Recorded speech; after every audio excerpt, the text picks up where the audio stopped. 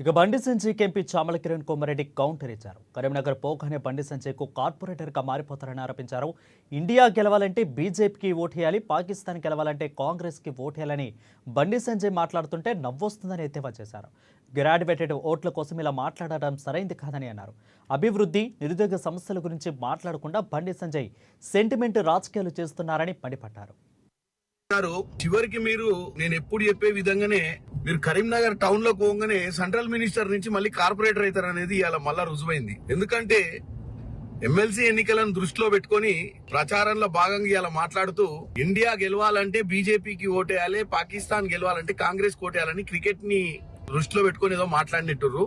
మీరు ఒక central minister అన్న విషయాన్ని మర్చిపోయి పిచ్చి పిచ్చి మాటలు మాట్లాడి పట్టభద్రులో ఓట్లు తెచ్చుకునే ప్రయత్నం చేస్తుంటే నవ్వొస్తుంది. డెఫినెట్ గా మీరు మాట్లాడిన మాటల మీద మేము ఎలక్షన్ కమిషన్ కి ఫిర్యాదు చేస్తాం. ఎందుకంటే ఒక బాధ్యత గల వ్యక్తి ఈ విధంగా ప్రజలను రెచ్చగొట్టే ధోరణిలో, ప్రజలను ఓట్ల సమయంలో కన్ఫ్యూజ్ చేసే ధోరణిలో మాట్లాడటం అనేది తప్పు.